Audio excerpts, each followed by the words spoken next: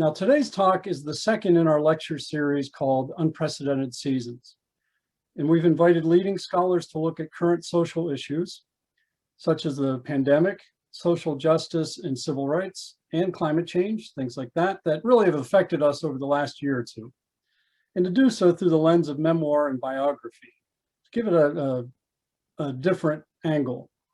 You'll find more about the series on our website under the Education tab, and you'll find, last month we kicked it off with DJ Lee. You'll find her video up there. On March 31st, Laura Dasso-Walls will address all of those topics in a very wide-ranging discussion about Henry David Thoreau. As I said, our presenter is Donna Sinclair. Donna is an award-winning history professor at Washington State University in Vancouver and also at Western Oregon University. And just telling you that much would tell you how much we appreciate her carving out some time for us today. She is a very busy, very active, and widely respected historian in several subfields. I came to know her through her work on oral history in the U.S. Forest Service. And in fact, that is how she got connected with Gloria Brown. And together they crafted Gloria's memoir, and that's entitled Black Woman in Green, Gloria Brown and the Unmarked Trail to Forest Service Leadership. This book was published last year, I think. Yeah, last year by Oregon State University Press. So in today's presentation, Donna is introducing the overlapping complexities of environmental law, social policy, and race in 20th century America vis-a-vis the U.S. Forest Service. And with that, I'm going to turn things over to Donna. I want to start by thanking the Lynn Day Endowment and the Forest History Society for supporting this talk, especially Jamie Lewis and Steve Anderson for their archives and the multiple avenues of support that I've received from the Gray Towers Heritage Association and but especially the many former Forest Service employees who gave of their time and shared their difficult and rewarding stories. And some of you I know are watching, and I really appreciate that. I can't name you all here. I have engaged with at least 70 people over the course of my research, but I want you to know that your stories made a difference in my understanding and what I've written and in the story that we'll share, and I hope that you'll keep telling them. I'm especially grateful to Gloria Brown for intimately sharing her life story with me so that I can help to share it with others. So the Forest Service has faced many unprecedented seasons in keeping with the theme of this talk and in its long history. I started to become familiar with the Forest Service in the 1990s when I was going to college. And as a colleague once told me about his approach to the Forest Service, at first I only cared about the trees, not the people who plant them. But my understanding started to change when I did a 7-week internship through WSU Vancouver in the summer of 1995. For 2 days each week, I went in. And so it looks like we've got Donna back online. I'm going to start this again. All righty. Okay, so here we go again. So I went out in the woods with Connie, who was a storyteller, and she really helped me to understand the Forest Service. It was really helpful. We drove around the Gifford-Pinchot National Forest, and I began to understand what it meant to learn from people on the ground, as Forest Service folks say. That year, I studied special forest products, and I conducted my first interview ever with a ranger on the Dufur Ranger District. So that was an unprecedented season for me that introduced me to the Forest Service and also to transcribing oral histories and ultimately becoming an oral historian. And I didn't know then how much storytelling via oral history would shape my life.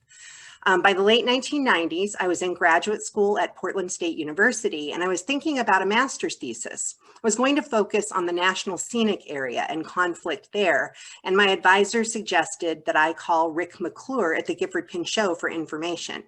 Rick said that he didn't have very much, but he did have a great story about the Wind River Ranger District. It was a tale of conflict and land fraud and a hero in the form of H.O. Stabler, who wrote daily memos from Portland to the ranger station, and he would share those with me. So he got me to go to the Heritage Office. Rick taught me about the masculine rough and ready rangers and the importance of Gifford Pinchot's 1905 use book that defined every aspect of a ranger's life in the agency's first days. The use book and Pinchot's progressive era leadership established the Forest Service as a technocratic, bureaucratic agency focused on efficiency. Its employees were white, male, and fully able-bodied. As the title of this talk indicates, the use book noted in the Southwest, the ranger had to know enough Spanish to conduct reserve business with Mexicans, but invalids seeking light outdoor employment need not apply, nor for that matter should women. As the agency aged, the unwritten rule was that a ranger district could get a 2-for-1 employee by hiring a married man. Wives served important roles in management, unpaid roles. So my thesis work led Rick and I to collaborate on a series of service learning classes at PSU. With the Forest Service as a community partner, for the next 3 years, Portland State University students interviewed 30 former Forest Service workers, from those who strung telephone wire and built guardhouses and replanted the Yakult burn in the 1920s, to the Civilian Conservation Corps boys of the 1930s, to the massive road builders and timber harvesters of the 1940s through the 1960s. Together with our students, we produced a volume of oral histories about the CCC on the Columbia National Forest. We learned a lot about the CCC, and we also heard rumors that there had been a few African Americans from Chicago in our Northwest forests, but no one could remember much about it, and everyone we interviewed was white. We wondered why. I would later learn that during the first 2 years of the CCC, African Americans did indeed come to the Northwest, but their access to the program was limited at every step along the way. Within 2 years of program authorization, all Black CCC enrollees were required to remain in their home states. By 2004, I had a pretty strong handle on the Forest Service. This agency, identified by scholars as a classic bureaucracy, a superstar of efficiency in 1985, was very white, very male, and very timber-oriented. I knew there had been changes since the early 1990s, but I was unprepared for what I learned when David Gross of the Workforce Diversity Council of the Forest Service came to Portland State and asked us to help document the histories of an aging workforce. David and I started a second iteration of Voices from the Forest, this time focused on women and minorities in the agency, many of whom joined the Forest Service between the 1970s and the 1990s. The demographics of this group were very different. I was captured by the stories and by the shifts that had happened in the agency. I'm going to share just a few of those stories. There was Robert Alvarado, who grew up in the San Fernando Valley in a family of 11 that picked cotton for a living. He recalled looking at the distant mountains as a child and wanting to go there. He was excited when he heard about the Youth Conservation Corps, the YCC, which had been authorized in 1970, and learned that people could actually work in the mountains. He applied for the program and recalled waiting to find out if he could go. One day, he went to the mailbox and found 2 letters from the YCC. The first letter he opened said he was not accepted. The other said to report the next week. He threw the first letter away. This was a transformational experience for him, one that led him to obtain an education through the Forest Service Student Career Employment Program, SCEP. He became a wildlife biologist and entered the American middle class. Then there was Rudy Edwards, an African-American soil scientist who integrated the Forest Service in Mississippi in 1964, and Earl Ford, who recalled, and I'm sure many of you know Earl Ford and Rudy. So Earl Ford recalled coming out of Jim Crow, Louisiana, and helping older folks to vote when the Voting Rights Act was passed. Both of these men became important mentors for others in the agency, helping them to adjust to predominantly white worlds. Another story that captured my attention was the woman with multiple sclerosis who went out in the woods in a wheelchair to help shape accessible trails. Her story indicated real material change through representation. There were others, people who worked in civil rights, an office that surprised me by its very existence in the Forest Service. And one story that really stood out to me was that of Gloria Brown. I first heard her voice in 2004 as I listened to a recorded interview by one of my students. Gloria was then in charge of the Siuslaw National Forest, and she was the first Black woman in the country's history to be at that level in the U.S. Forest Service. I'll never forget how calmly she spoke about how she got to the Siuslaw in the first place. Gloria was a city girl from Washington, D.C., who planned to become a television journalist. At age 30, she became a widow with 3 children and an uncertain future instead. Her story and those of so many others prompted me to start questioning the Forest Service relationship with women and people of color. And this is Gloria on Karnowski Creek, which is one of her favorite projects. Today, I'm going to focus on African Americans, forestry, and the Forest Service, which is a rich, complex story that can tell us a lot about who we are as a nation, as well as how we shape our future. So, as my students conducted interviews and I taught classes, I started to understand the overlapping roles of law and policy that had changed Forest Service culture, as well as some of the resistance to it. In terms of environmental legislation, you can see this table here kind of lays it out, and you can see the overlaps that happen. We have NEPA, the National Environmental Policy Act, that required public consultation, and there were required forest plans that included objectives beyond timber harvest. From 1960 to the mid-1990s, Forest Service operations shifted significantly. At the same time, social legislation, starting with the 1964 Civil Rights Act, banned employment discrimination on the basis of race, color, religion, sex, or national origin. It forbade discrimination also in hiring, promoting, and firing, and prohibited discrimination in public accommodations and federally funded programs. So federally funded programs is key. It also strengthened the enforcement of voting rights and the desegregation of schools, which had not happened by then. One of the interesting things I had been hearing in the interviews, especially from those in the Civil Rights Office, was the idea of a representative bureaucracy, calling for a workforce reflective of the nation's diversity. And the idea that the administrative arm of government should be representative in a representative democracy really fascinated me.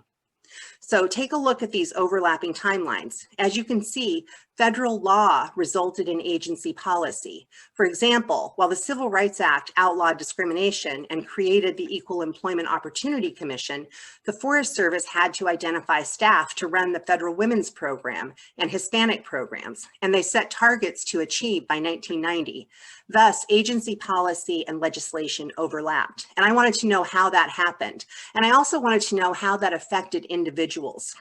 So that question of representation really became my dissertation topic. So my thesis, in a nutshell, rested on these overlapping elements, what I called entwined diversification, with ecological, occupational, and social shifts that happened at the same time, rooted in junctures between the human and natural worlds. The overlapping of environmental and social legislation had pushed the Forest Service to create policies focused on diversification in the 1970s and 1980s, leading to what Forest Service employees, many of you out there, called the era of the ologists, a time period that unarguably altered Forest Service practices and culture. For nearly 3/4 of a century, foresters alone served as agency leaders. But because of the temporal intersection in the 1970s between environmental and social legislation, large numbers of scientific professionals had joined the agency. There were wildlife and fisheries biologists, soil scientists, landscape architects, hydrologists, archaeologists, and others who addressed increasingly complex natural resource questions that often required public consultation.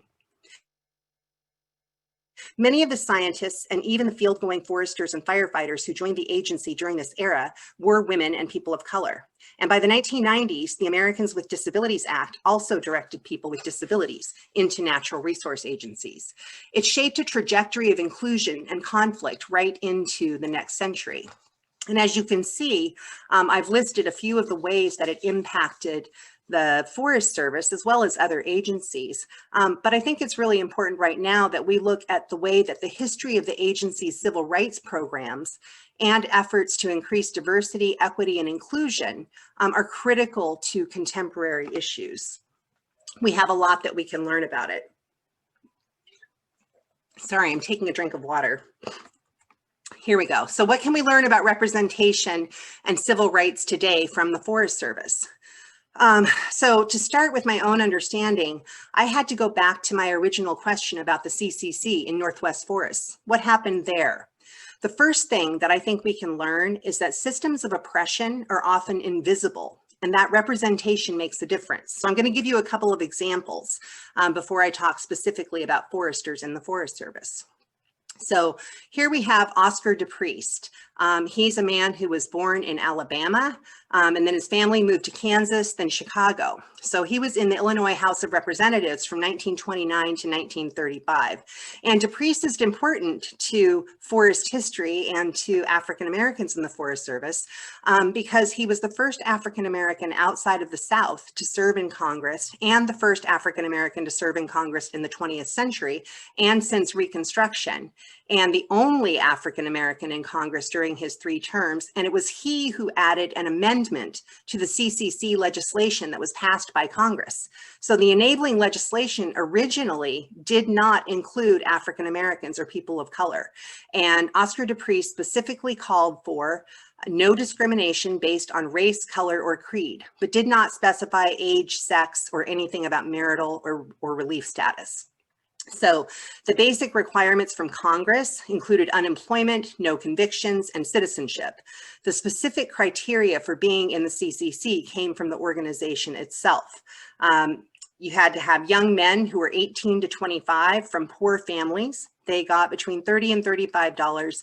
They got between $30 a month, $5 went to them, $25 went to their families or a designated person. And they worked for the Department of Labor, Department of Agriculture, and the Department of Interior. So they went out on work crews with the Forest Service. DePriest also introduced an anti-lynching bill. He challenged segregation practices in the Senate dining room. And that also, he publicly talked about the fact that Herbert Hoover's wife did not invite his wife to the White House.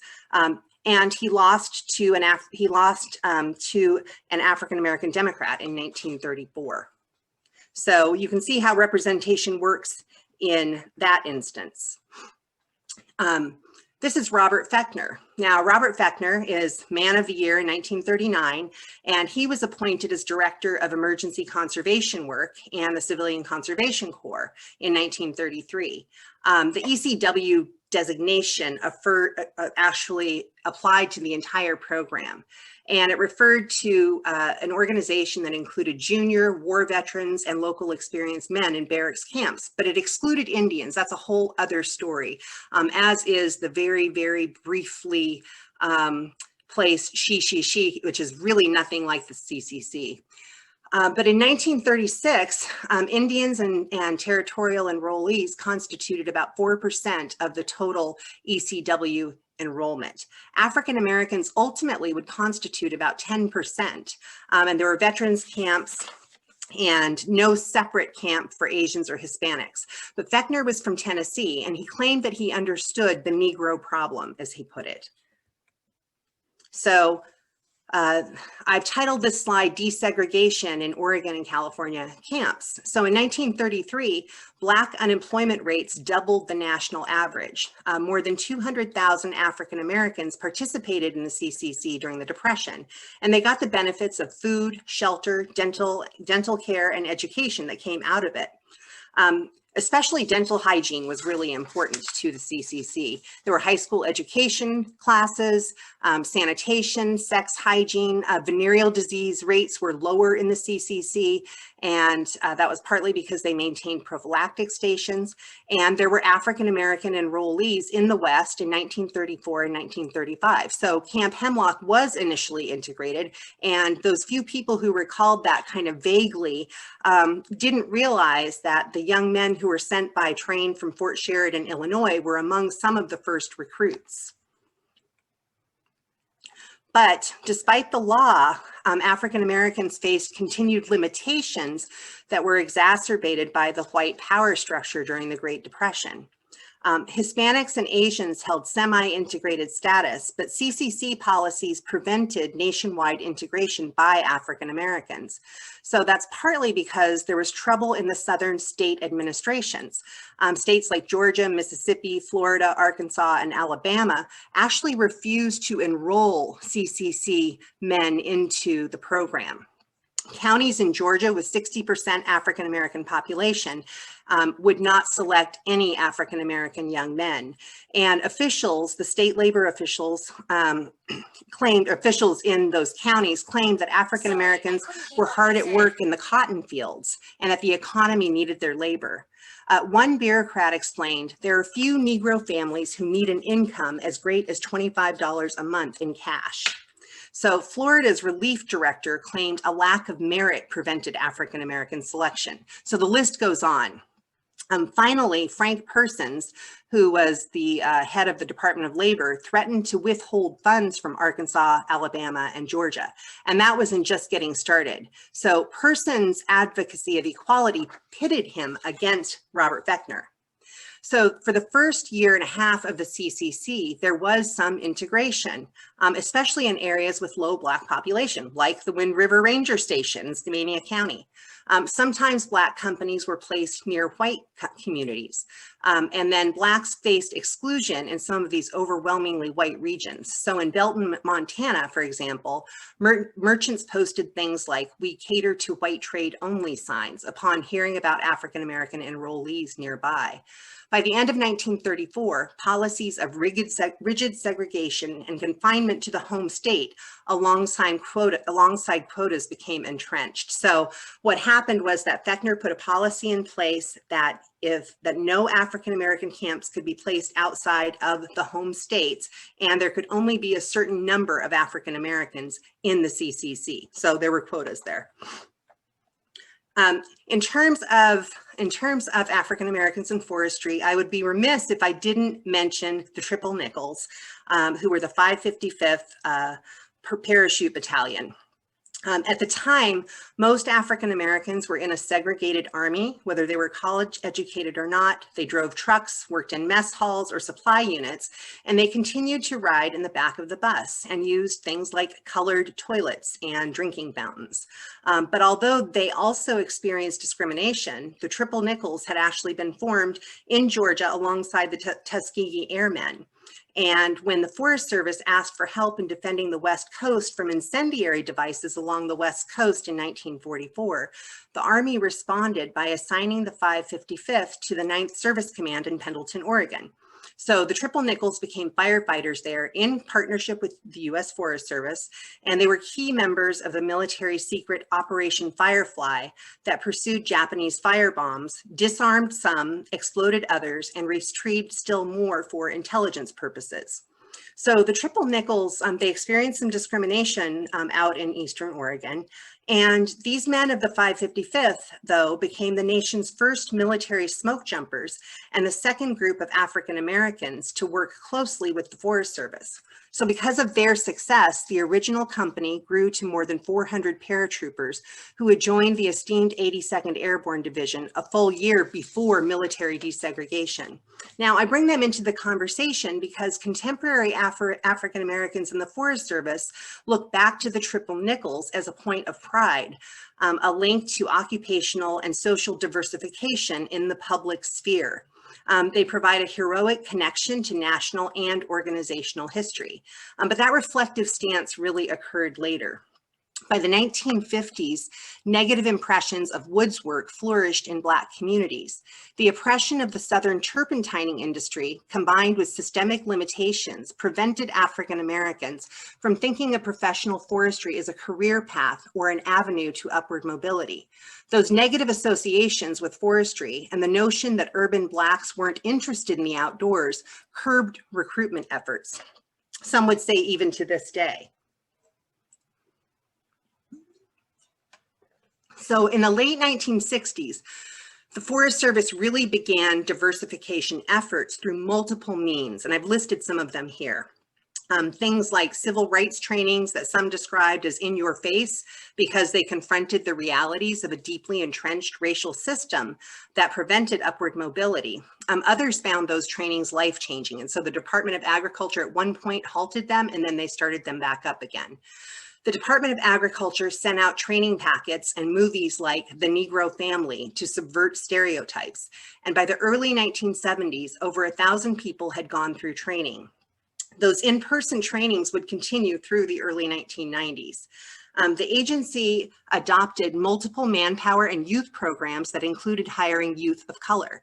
So there was the Job Corps, the YCC, the YACC, the Young Adult Conservation Program, Student Career Experience programs, and more.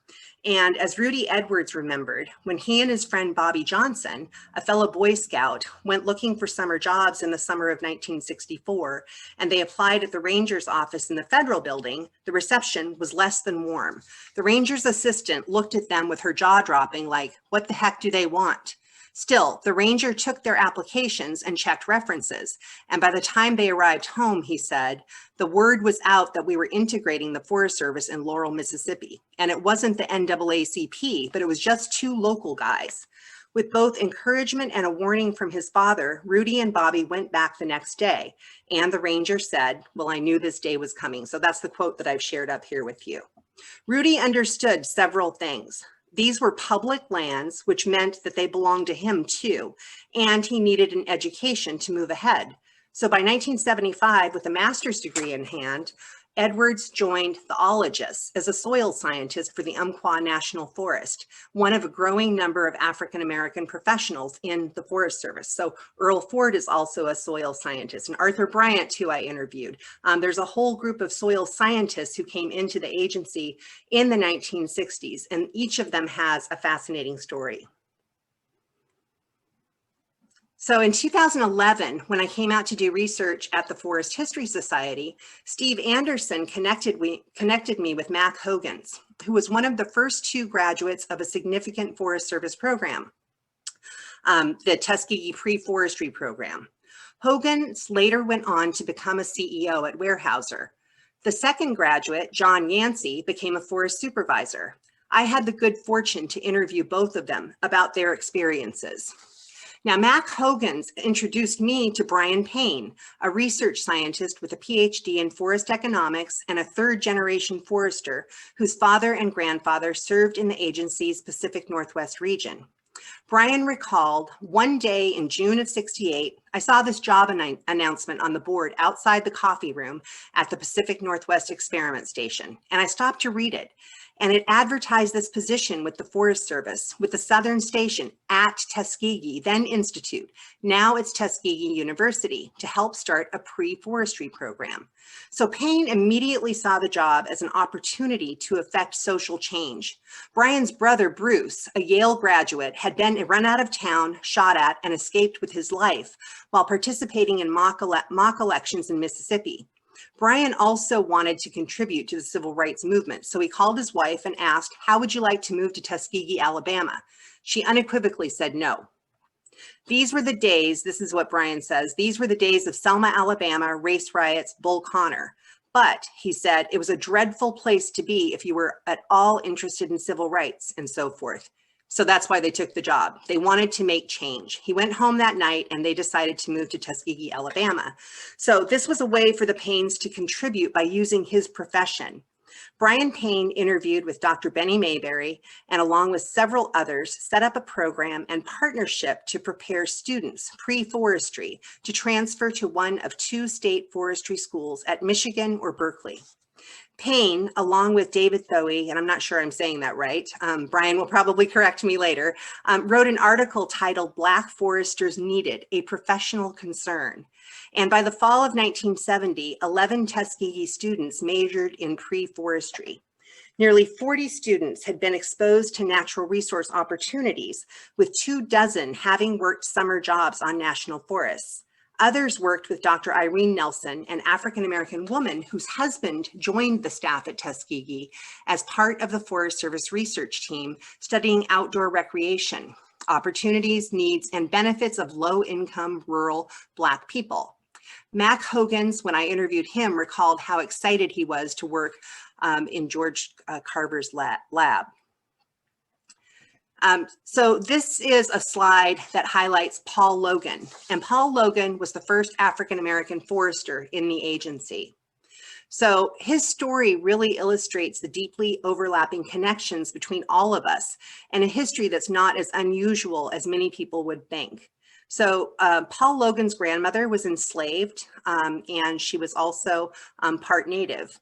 Paul's niece has written extensively about his family's story, and she's currently writing a biography of Adela Hunt Logan, Paul's mother. And Paul's mother, as you can see, she's right here behind, well, I guess you can't see my pointer, but she's right here behind Booker T. Washington.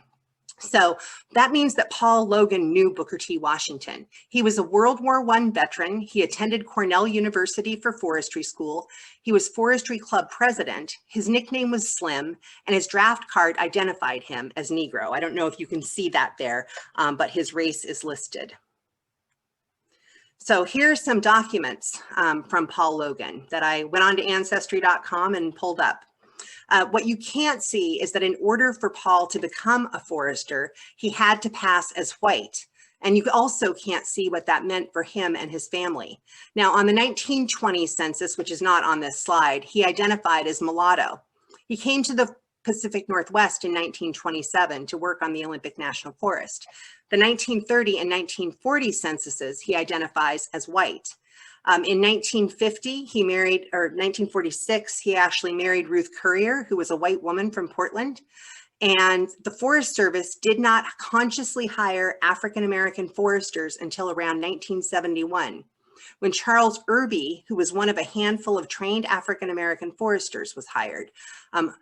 Some of those folks had worked overseas. Irby had worked for the Bureau of Indian Affairs. So there's some people who were able to go off and get an education in forestry, but they couldn't get a job with the federal agency. The other thing that's not immediately apparent is what it meant to pass for white. When I completed my dissertation, I sent it to Brian Payne, and he called me within days. He had known Paul Logan. Not only that, he and his brother Bruce knew Paul Logan as their Uncle Paul, their father's best friend, the uncle who, with his wife, took Brian out to lunch when he graduated from college, who gave him a tuxedo, who knew he was going to Tuskegee to start the pre-forestry program and never said a word about having been born there, who never mentioned that he had a faraway family in Alabama and that the family was Black. Brian called Bruce, who asked, "Is she sure?" He then called me and began on a journey that has led him to connect with Adele Logan Alexander, Paul Logan's biological niece, and a history professor. He also contacted James Lewis, who pointed out that if he'd read his 2005 book about the history of the Forest Service, and actually Brian has said this, he would have known this. But Brian was heartbroken, and he's now written a personal memoir and uncovered that, yes, Ruth did know that Paul was African American, but no one else aside from his family likely did. Paul Logan died in 1979, having kept his background a secret from everyone he knew in the Forest Service. So when I ask what can we learn from the Forest Service civil rights history, I want to remind us that this took place within the living memory of many of us, many of you who are out there and many who are watching. These systems of oppression are deep and they're personal and they have not disappeared. That's one of the lessons I think we can take from this. So Brian had written an article titled Black Foresters Needed. I've titled this Black Foresters Needed to Black Foresters Wanted, because at the same time, the civil rights movement of the 60s was actually another unprecedented season. By 1978, there were 77 minority foresters and 700 minority technicians in the Forest Service, with 3,400 people of color who had been hired. In 1979, Charles Chip Cartwright, I've got my Black History Month celebration image here from Chip Cartwright, had become the agency's first Black district ranger. Now, Cartwright was from Virginia, and he had wanted to be a forester ever since watching Lassie as a child. And he became a forester and a regional forester, but it wasn't easy. How did that happen? The law was not enough. It took definitive action, as the chief said. The Forest Service needed flexibility, funding, commitment, and accountability. And it started in part with Jetty Wilds. So this is Jetty Wilds over here. He was a former math teacher from Tampa, Florida, a graduate of Morehouse College, and he was someone who engaged in the civil rights movement with people like Martin Luther King Jr. and Julian Bond. And that's where he learned that he had a responsibility to do all he could to affect change and help others. He started in the Job Corps by documenting inequities in training and pay, including for teachers who were men of color. And I say men of color because it wasn't for women at the time. He wasn't at a camp for women. Then he came to Portland and started a civil rights program. Jetty Wilds got a master's degree from Portland State University, and pretty quickly Chief McGuire recruited him to Washington, D.C. to start a national civil rights program in 1975. That's where the agency started an affirmative action plan and started a service-wide civil rights committee. Wilds would later join the senior executive service, and he retired after 30 years and started a Tampa radio show. I had an hour-long conversation with him on the phone and learned more than I can tell you in the time that we have allocated from Jetty Wilds. So here's a chart of minorities on board strength and professionals in 1964, 1976, and 1980. So in 1964, you can also see that only, in addition to this, 3.2% of the agency were women, 348 women in the agency. So I've got both women and minorities listed here. By 1976, for professional minorities, it had risen from 2.7% to 4.7% of the minorities who were in the agency. For professional women, it had risen from 1.7% to 7.8% by 1980. So you can see here that by 1980, there were 3,600 minorities in the agency and over 10,000 women. Here's a brochure. I have a whole series of slides with absolutely amazing brochure images from the Forest History Society, but you're only going to get to see one of them today because there are other things that we have very limited time to talk about. But this one is important because that's actually different than some of the earlier brochures that had very gendered stereotypes for women. In 1972, the Equal Employment Opportunity Act amended the 1964 Civil Rights Act by expanding restrictions on discrimination in the private sector and also prohibiting discrimination by state and local governments and in federal employment. And in 1976, the United States Forest Service also established its civil rights policy. So along with that establishment of a civil rights policy came a kind of ramping up of civil rights activism. So this People Serving People is a 1980s Department of Agriculture brochure. And in the late 1980s, Chief F. Dale Robertson and Department of Agriculture Secretary Robert Ling took steps to address recruitment by creating programs with American Indian institutions and historically Black 1890s colleges. So in order to address retention, they also formed the African American Strategy Group, which I'm sure some of the folks who are here are part of, and other programs. Chief Robertson allocated $25,000 every year to help the African American Strategy Group develop strategies and hold workshops. He established similar groups for Hispanics, Asians, and Pacific Islanders, and people with disabilities, and they were special emphasis groups. So the Workforce 95 is a brochure that actually talks about aiming toward civilian labor force parity by 1995. So the idea of parity is that the populations in the federal agency would be equivalent to populations in the civilian labor force. So if 33% or 40% of the labor force is minority populations, then it should be in the federal agency as well. So following that time period, you can see the date on here on this Toward a Multicultural Organization report is March of 1991. Now, Jetty Wilds is the one who initially alerted me to this time period. He called this TMO book the Blue Book. And this is a time when there were diversity workshops and conferences, ongoing civil rights trainings, and concerted affirmative efforts to incorporate women and people of color into the agency. It was a really kind of forward-thinking program in that the focus was on shifting from equal opportunity mandate language to the desirability of diversity, equity, and inclusion. So if you take a look at this statement here, you can see that they talk about a culturally diverse workforce you know, with people of differing race, color, age, sex, national origin. It's very inclusive. Employees are given opportunities to develop, advance, and contribute to the organization's mission. And the organization understands, embraces, and effectively uses the diverse values, beliefs, and behavior of its employees. So it's an affirmation of the richness of diversity and the ways in which diversity of people can reflect diversity of thought and benefit the agency. So that was in 1991. Pretty quickly, downsizing started, downsizing of the agency.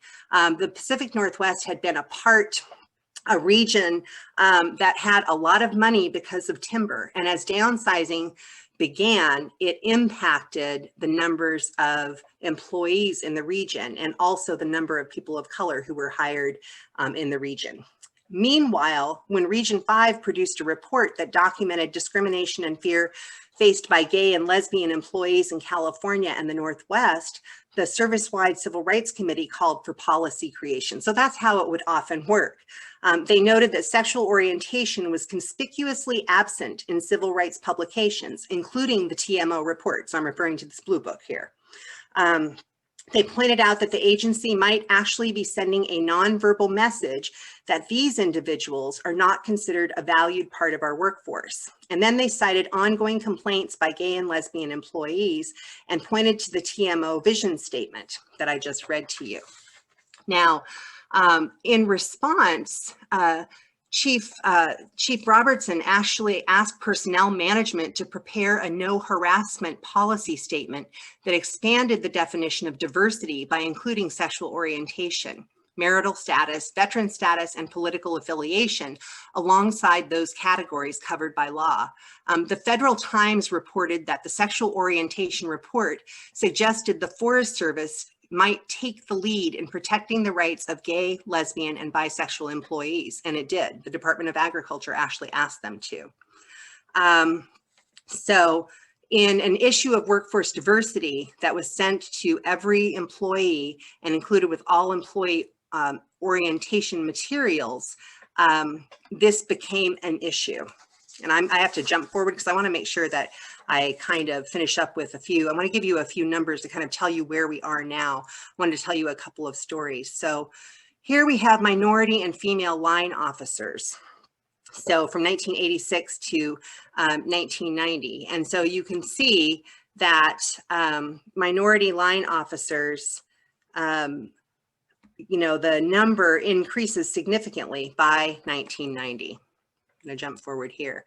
The total employees, minority women, minority men, white women, total employees were about 38,000 people in the U.S. Forest Service. Within that context, I'm flipping through pretty quickly here. Within that context, because I realize that we won't have time for questions otherwise, and I want you to be able to ask some questions.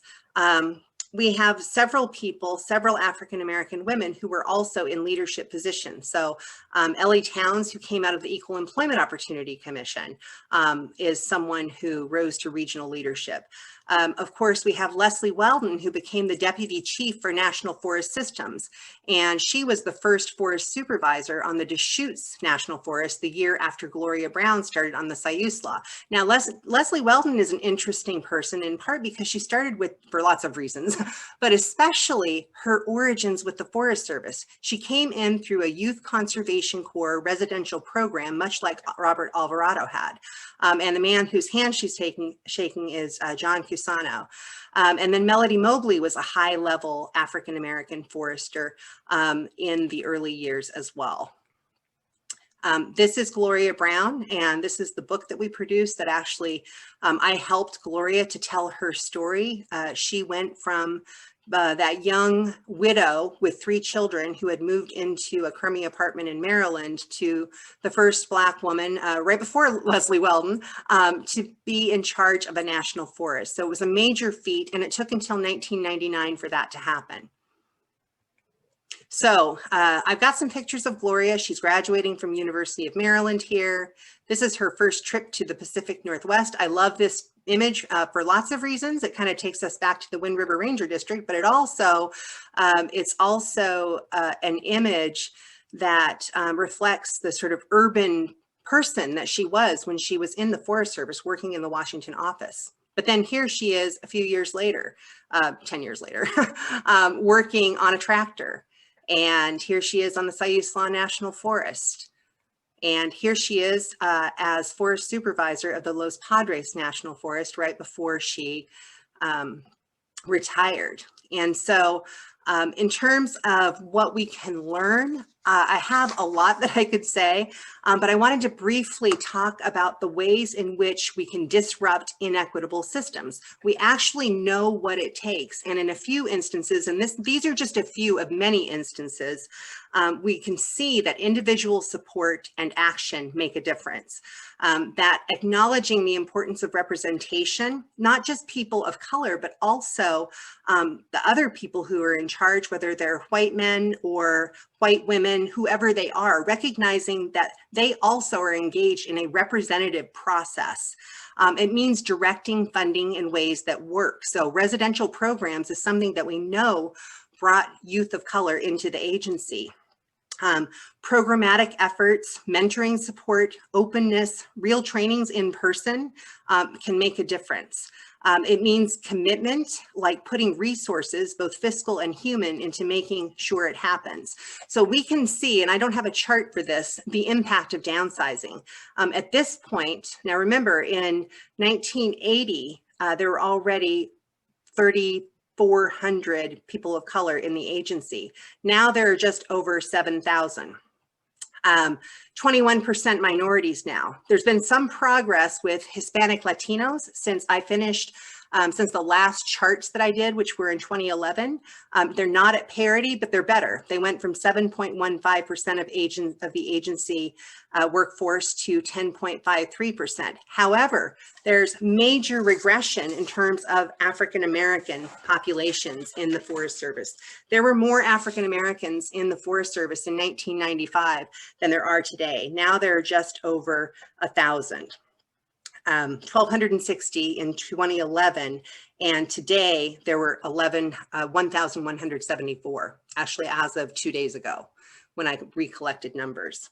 American Indians have also decreased, and so at this point, the African-American workforce in the Forest Service is down to 3.2%, while the civilian labor force is up to at least 13%.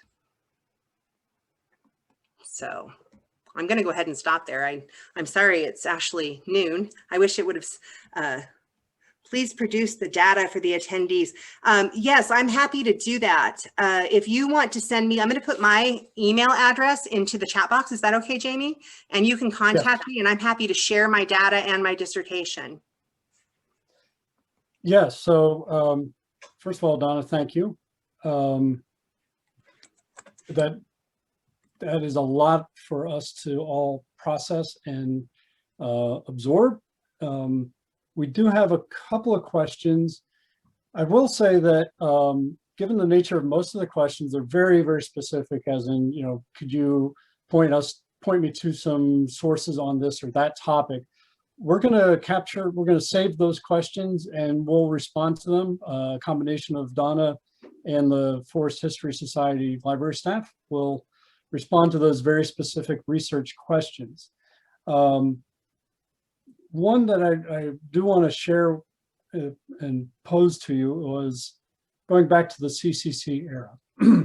And the question is, was resegregating the CCC in order to meet state and federal legislation, or was it more about social pressure due to the stance on racial integration at the time? So I guess they're wanting to know if you can pinpoint the cause of the resegregation. That is a great question. It was, there was a study that was done that was actually proposed by Robert Fechner. So remember, I said Robert Fechner felt like he knew how to handle African Americans in the workforce. And so he proposed this study, and the study indicated social pressures. And so he is the person who there was a directive that African Americans had to remain in their home states, and that the other piece that they did was as there were new camps created, they did not create new African American camps. It's particularly egregious because African Americans were disproportionately affected by poverty during the Great Depression. And so there was actually one woman's camp, I believe it was in Alabama, that was a woman's camp, and they were only 6-week terms. That was only for African American women. So there's so much research that needs to be done. This was like a really wide, broad overview. Mm-hmm.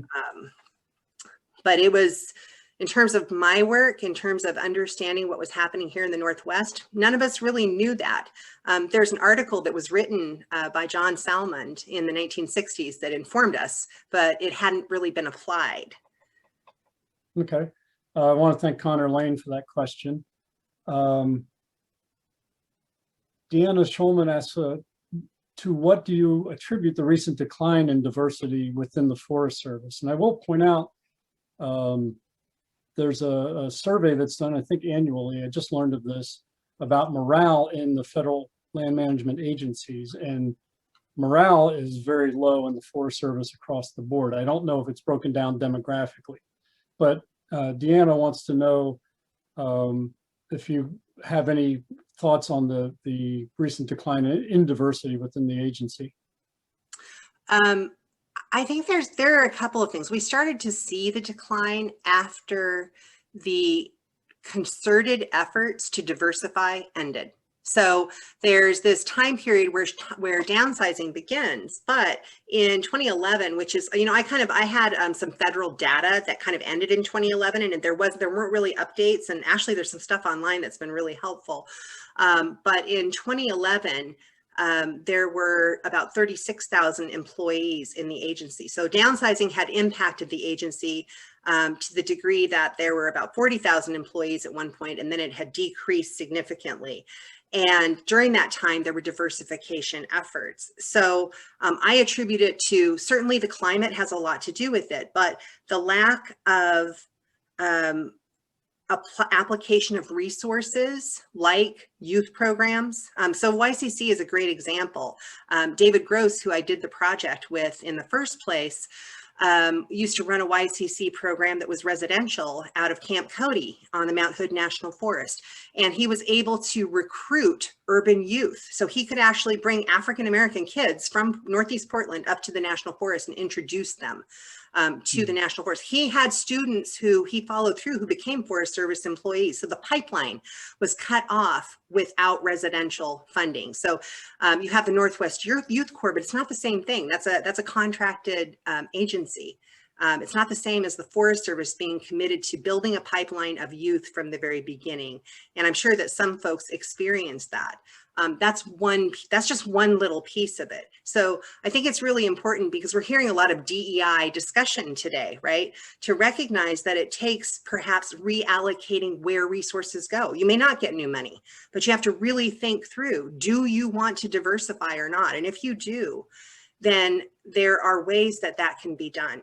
And so, there are more employees now than there were in 2011. I'm looking at these comparisons. There are a couple thousand more people, and yet African-American employment has decreased. Yeah, and I know anecdotally in conversations with African-Americans within the agency, they pointed out that a lot of as you're working your way up the ladder in the field, in or adjacent to national forests, you're posted to these small towns that are they're predominantly, if not almost entirely white.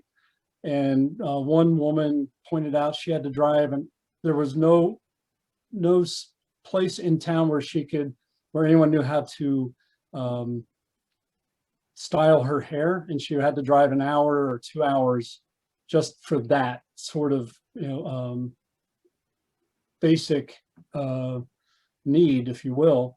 So there's a multitude of The issues isolation. and challenges and Yeah, the microaggressions. I mean, yeah, like there's a word for this. And it's it's not comfortable. Gloria. So I talked about Gloria. Gloria is someone who put herself into these little towns, and her children experienced severe racism at times, and it ended up being very disruptive to their family.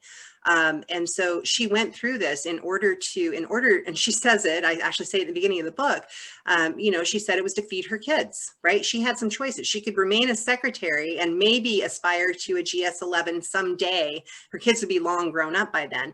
Or she could actually work her way up in the agency, which is what she decided to do. But it wasn't easy, and there were costs to her, long-term costs.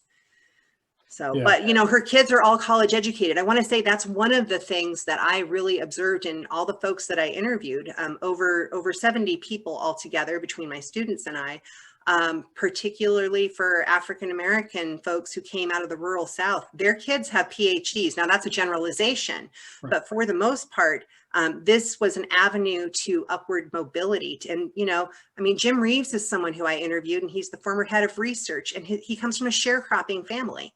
So these affirmative steps, and I'm not talking about quotas. The quotas were actually, that's a whole other legislative conversation. There was a very short time where there were actually quotas in order to build diversity in agencies. That's been long gone. Since 1987, there have not been quotas. So let's be clear about that. Okay. That's really important. And so there's rhetoric around this stuff that I think is really prohibitive and problematic. Yeah. So although we had some problems at the start, and I know we've run a little long, I'm going to close with one more question. Dave Gavatsky, who's I know written extensively on the Weeks Act of 1911 and is a retired Forest Service employee. Dave? Hi there in the snowbound Northeast. He says CCC camps in the Northeast remained integrated throughout the CCC era because they ignored segregation rules. Photos of workers in New Hampshire and other New England states often show Black enrollees working with white enrollees in the camp pictures. Do you think this happened in the Northwest? I know it didn't happen in the Northwest. And one of the things because there were some early images, and I didn't get a chance to look at all the chats. In fact, I just saved the chat to see what people had Sure. to say. But one of the things I saw was, Gerald Williams' collection. Gerald Williams actually had some images of African Americans in the CCC, but it's in the early years. And I have a map, and I almost showed it, but I actually took out a whole bunch of CCC stuff. And the map shows the difference in the number of CCC camps in the North and in the West. And the Midwest, and over half of the resources for the CCC went to the western portion of the country, right? Because they're building dams and developing recreation sites and all kinds of things that were happening out here. So I think that's really interesting. I'd love to see those images. Sure. There's a lot of, again, I'm going to say it again, there's a lot of work to be done. When I was investigating this, I could not find, so there are not segregated camps for Asians, but Jordan Wong of the Wing Luke Museum sent me a picture of his grandfather, who was a cook in the CCC, who was Chinese. So yeah, the CCC is a fascinating program, but it's also a really interesting model of the ways in which segregation was both strengthened, but also you could actually have desegregation, like the camps that he mentioned. Okay, so this is a little forward looking, and we're going to finish with this. So Olin Cole, who has done a great deal of work on the African-American experience in the CCC, he just asked the open-ended question of your thoughts concerning President Biden's Civilian Climate Corps. And Olin does want to note that his father was in the CCC in Texas. I honestly haven't been keeping up with the news. I didn't know that Biden had proposed what amounts to a CCC for the 21st century. So if you know something about that, I'd be interested to hear your thoughts. Yeah. Well, Well, first of all, I'm thrilled that Olin Cole is here, so that's great. Thanks. Please contact me. I'd love to be in contact with you. And I've read your book.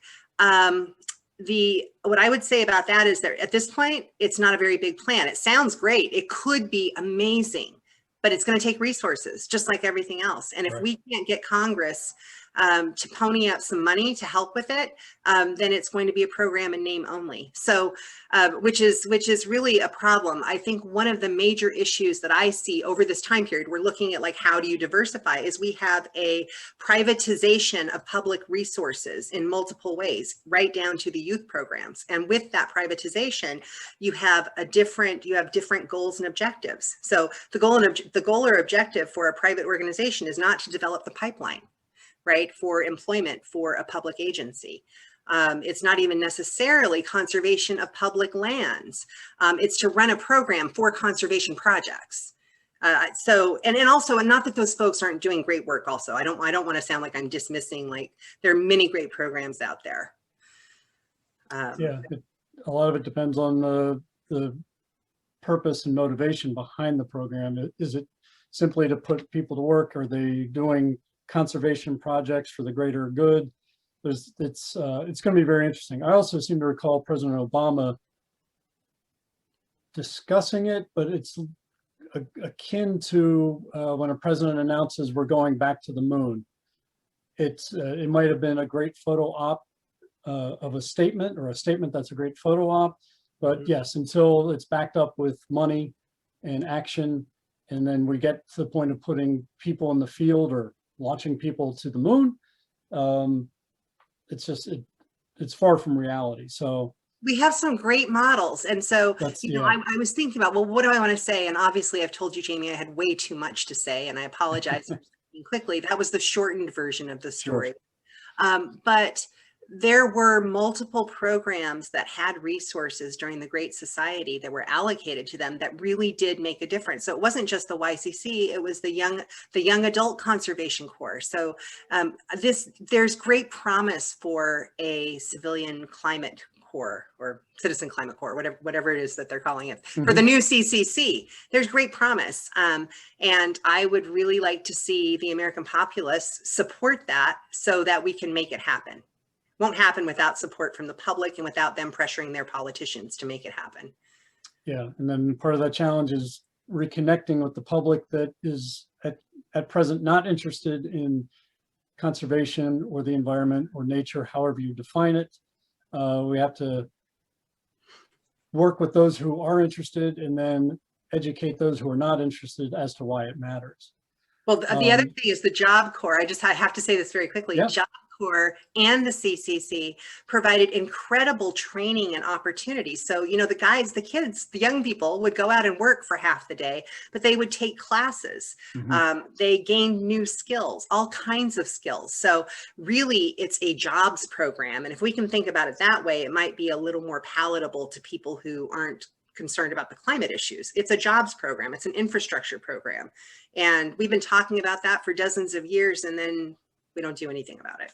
Yeah. Sorry, you hear the disappointment in my voice. We know, so if we're going to look backward and say, what can we learn from this? We have plenty of models that we can learn from, but we have to do something with them. Right. Yeah, it's marketing and it's money. It's like so many other mostly things. It's money. Yeah. Money and votes. Well, speaking of marketing, I'm going to I'm going to plug your book. Hopefully this is visible. Well, that is not visible. No, it's right here. Here we go. It's that picture of Gloria in her red hard hat. Yeah. So Black Woman in Green, Gloria Brown and the Unmarked Trail to Forest Service Leadership. Again, Oregon State University Press. If you order directly from them, 30% off and free shipping. Same code, FHS, will get you a discount on last month's presenter, the book by last month's presenter, DJ Lee. And so we want to thank Oregon State Press for making that possible. I want to thank you, Donna, for your presentation. Again, we're going to capture these questions, and what we'll do is create a Word document that'll be put up on the website on the landing page for your presentation. And so folks will see those questions there. Hopefully we can answer all of them. Some of them are really challenging. You're going to have our crack library staff hard at work here shortly. Oh, good. But thank you for that.